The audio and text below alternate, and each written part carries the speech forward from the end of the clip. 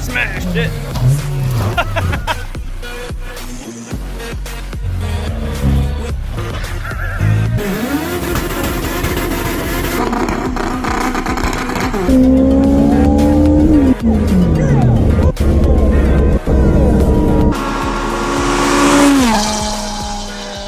Hey guys, welcome back to the Honda Resource. Thanks so much for joining me on this episode.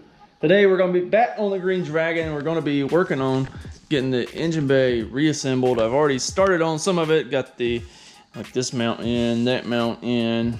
I put all the little grommets and stuff back in here. I got some new nuts for these upper control arms from Honda, so I went ahead and got those swapped out. Got all my little grommets back in the firewall up here. And got the brake master cylinder and the booster back on. Got the clutch, the S2000 clutch master cylinder back in.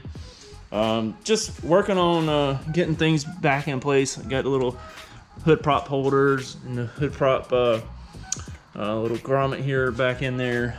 So we're just gonna pick this up. I just went to AutoZone and got some new brake lines that are already they already have the bubble flares on them. I could probably do the bubble flares. I have the stuff here to do them. But previously the brake lines, I had like an AN adapter up here and an AN adapter down here on my firewall where the brake lines go in down here. But I really wanted to put the OE fitting up here and then just put the AN down there. So I just went and got those new lines. These are like $17 for 2 lines at AutoZone, which is significantly cheaper than buying like some braided lines. So yeah, see, the paint came out really good. It looks nice. Caden did a good job with it. But today I'm just gonna be focusing on trying to get more of the stuff reassembled, and then hopefully maybe tonight, maybe get the motor bolted in. I don't know, we'll see. It is about, I don't know, just after 9 p.m. I normally work night shift and I'm off tonight, so I figured, hey, I can put in a little time out here while the family's asleep. So we'll see. You know, if I can get some stuff out of the floor in my shop, it's great, wonderful. So that's what we're going to try to do tonight. But anyways, yeah, I guess let's get to it. This is one of my old brake lines here that I had bent. That went to those bulkheads down the bottom of the firewall up to the AN fittings adapters that I had on the master cylinder. So we'll kind of use that as a guide to bend these, get these done real quick. I figure I'd go ahead and do these before I put the motor in. It'd just be simpler, not having to work around the motor. So that's where we're at now.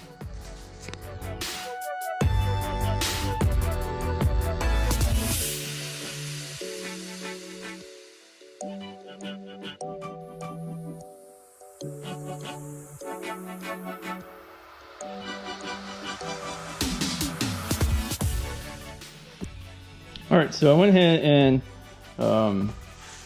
got those brake lines installed, and then I got the rear mount on. So you can see over here where those brake lines go. Right down through here, down, and the bulkheads are back here behind that mount. And that's why I need to go ahead and do those lines, because I wouldn't be able to do them once I got that mount in. The reservoir was not in the best shape, so I'm going to try to find another reservoir to put on it. So I just stuffed those shop towels in there now just to keep the trash out of there, but that's fine because I can put that on after the fact once the motor's already in. I guess at this point I can go ahead and set the lift on the car, get the lift up, and then roll the motor and move some stuff out from over here, and then roll the motor over here. The motor is on like a furniture cart dolly, so we can roll it over here and put it under the car and then set the car down on it. That's how I always install the motors in these. So yeah, I guess I'll get on that. So if you're enjoying this video, go ahead and hit the like button. It really helps. And also make sure you check out the content on the playlist at the end of this video. I got a whole playlist on this car. and through the trials and tribulations that I've been through, and hopefully this is all getting resolved at this point now. But yeah, just check that out at the end of the video. And it's, like I said, if you enjoy it, hit the like button. I appreciate it. And also subscribe. That'd be great too. All right, so back to the video. All right, so for those of you who are new to the channel, this is a high horsepower CSS K24A. It also has O-ring, Sains 300M rods, 625 bolts, Aries pistons. It's got a K24A1 head, which is a PPL or PPA equivalent. It has SuperTech valve train. It has half-lock VTEC with K20A2 cams, a 50-degree VTC, a PRB oil pump. It's got a Skunk 2 Ultra intake manifold with a 2-liter spacer. And this is an 8-injector variation, although I'm only using 4. We're running a Ross 90mm throttle body. And then over here we have a Track Tough water plate, water pump, electric water pump kit with street version, so it uses the B series alternator. So this is actually off like of a 2000 CRV. Got an ATI damper. All right, and we got the Track Tough electric water pump mount. Got electric water pump on here. Got a DP Race Parts scatter shield. And putting the power to the transmission from the engine is a competition triple disc clutch. Oh yeah, you can see my fuel regulator there on the end of the secondary fuel rail. It also has AEM fuel pressure gauge. Transmission is a all-wheel drive K-series transmission I pulled from a CRV at pull apart. Well, that's the casing at least. And then the gear set, it has a Gear X 1 through 4 and then an RSX 5th and 6th gear. It has the K-tuned shifter brackets on here. It has the 6-speed shift selector with the lockout. It also has a Track Tough water outlet up here. You can see that I'm running the dash 16 lines. There's the other dash 16 there. That's my 3-port max solenoid right there on the side of the head. And I got a Precision 6466 Gen 2 PTE or Gen 2 ball bearing, whatever. I don't know. With a .96 AR back housing. And then got a Speed Factory Sidewinder manifold. And then Greg Go Auto Works did the dump tube. This is a TurboSmart 60mm wastegate. Oh, also in the transmission it has a Wave Track LSD. Hub City rear bracket here that helps support the block from being cracked, because a lot of the Hasport mounts were cracking blocks. So got that. Got the oil pressure sensor for the AEM Infinity, the AEM wideband.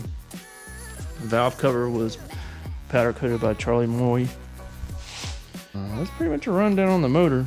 It's a pretty solid setup, I think, hopefully. I had just put carbon synchros and stuff in the transmission and got it all squared away, got it running, and I just put straight water back in it because here in Alabama, most of all the tracks around here require water if you're going to the track and you're so fast, whatever. But it came a freeze here towards the end of February, 1st of March. It was a really heavy freeze and my car was in here in the shop and it froze the block and cracked it. And I had a sleeve block from Golden Eagle. The block is actually right here. So it cracked it like right through here, through the knock sensor. Well, you can't even really see it with the naked eye, but it was leaking water. So it cracked it right through the knock sensor, so there's nothing really I can do to save it because it is through the knock sensor hole. But you can see there that this leaves. It sucks. It is what it is. But got this engine block from one of the subscribers, Kevin. Shout out to Kevin. I know he's watching.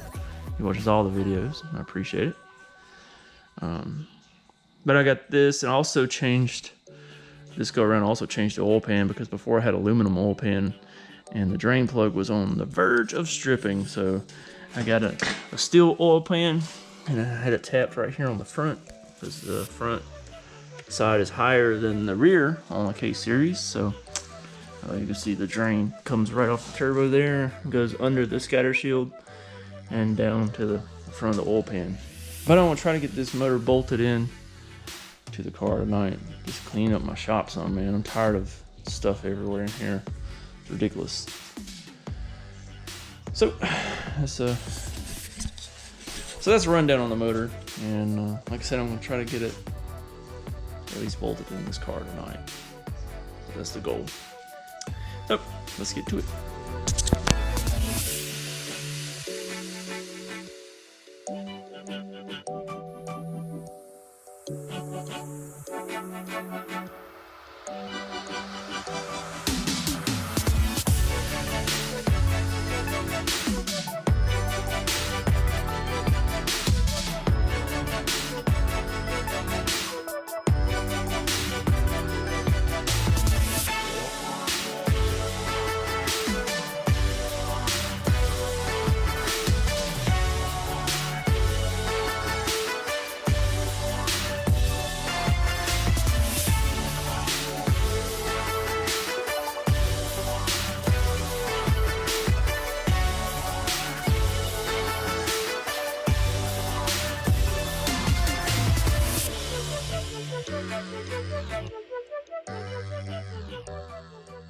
I've got the motor bolted in, looking outstanding. I've still got to put the valve cover gasket on it, because I don't have a gasket on this valve cover right now.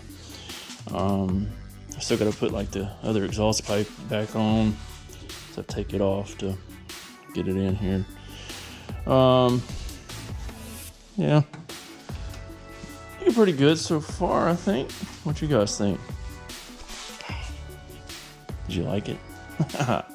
So I guess it's at least to the point that I can put the wheels back on it and roll it out of here now. I'm probably gonna go ahead and throw the front axles in it tonight. I have Drive Shaft Shop 5.9 axles for this thing. There's one of them there. It's just too much junk in there, man. I gotta put the little this thing here on it too. It's a little girdle, a little extra support. Try to give her all the support that she can handle. Yeah, put that back on, and then hook the rear drive shaft up, put the front CVs in, and I'll probably call it a night and do some more on this tomorrow.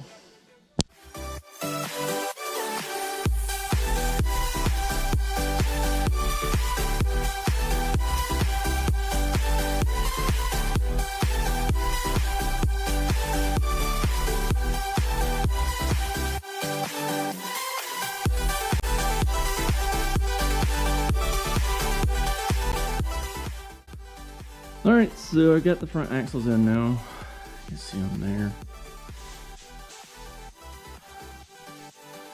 Drive shaft is hooked up. The CV axle is in. I put the girdle on. And yeah, looking pretty good. Oh. I modified this 2-liter spacer. I know you probably can't see it there. Let me get a light. But I modified it so that I could use like a factory style 4-bar map sensor. So I drilled a hole and then drilled another hole and tapped it. So it's got a 10mm bolt in there, and then also I drilled and tapped over here, and it has a air intake temperature sensor, like from a maybe like a 2000 Honda CR-V. So that actually has an OEM sensor that's not in a pipe. Like most of the K series, all the intake temp sensors are in the piping, like the intake piping, so you in turn have to put it in the boost pipe.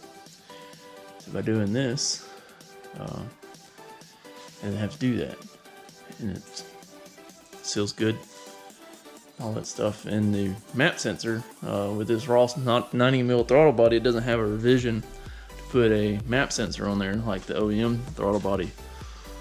So that was my reasoning for doing it the way I did it.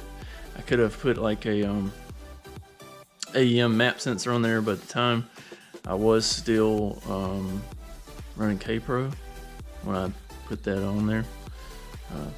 Works fine, it's good, it's cheap, it works, you know. So, but anyways, I think this is where we're gonna call it a night. Progress is progress. Hey guys, welcome back. It's now Tuesday. Previously I was recording on Sunday, so I didn't do really much on Monday. It's kind of windy. Hopefully the microphone on the GoPro isn't picking up too much of the wind, but I did get a little more done on the car. I had to get out of the shop because it got old in there. So it's up on the trailer, just winched it up on here. I went ahead and got a little more done than I filmed the other night. Like I did get the axles in.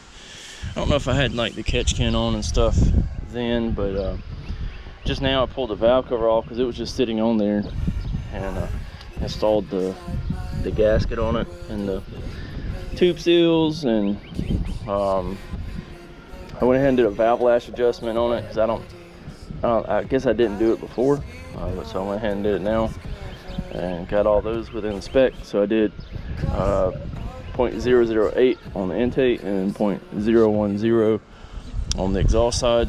I got all those good now, and I'll go ahead and get this valve cover stuck back on there, get it bolted on. Also went ahead this morning before I started recording and I put my weight plate back on. I gotta mount the radiator and stuff to this once I get to that point, but it just makes it easier having something to hook to when I'm winching it, because I got a winch on my trailer right down there. It's in the box, and then I have a winch in my shop too, so I can winch it back and forth. You know, as far as getting it on and off the trailer and that kind of stuff. But anyway, I didn't have really anything to hook to on the front, so I have these little hooks here on my weight plate to hook to, so it does make things easier. But yeah, that's pretty much where I'm at right now. So I'm gonna go ahead and get this valve cover back on it, and hopefully start actually bolting the rest of the stuff on top of the engine instead of it just sitting on top of it.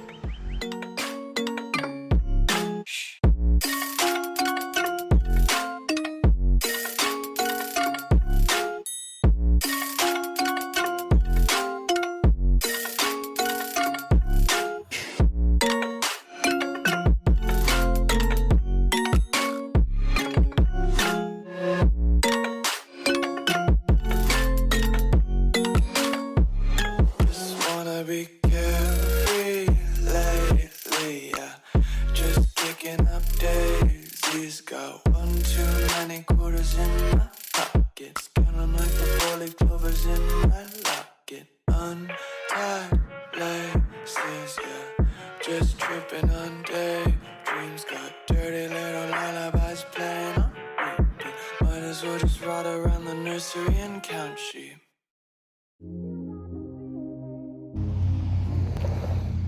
Taking a break from working on the dragon to spend time with Skeeter. Boy. Send it!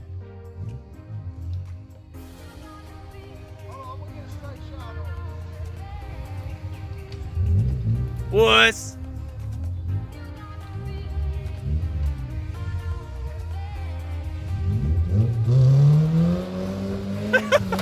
Shit.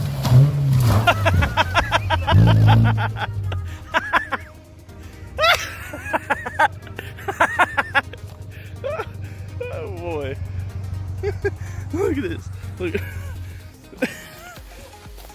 There's a piece of the concrete culvert, all kinds of stuff down here. Like, ow! Whoops.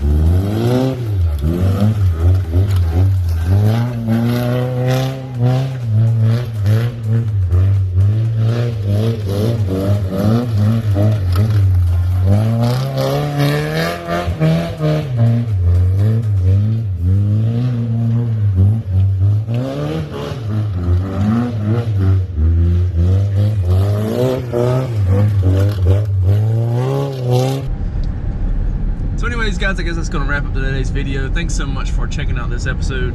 Hopefully later this week we'll be getting some more videos out on the Dragon. We got some more stuff to put on, obviously, the intercooler, the radiator and all that stuff. But it's getting closer, and I'm really liking the progress thus far. So thanks so much for checking out the channel. Thanks for checking out this video. And if you want to check out some more, there's a playlist at the end of this video for the Green Dragon.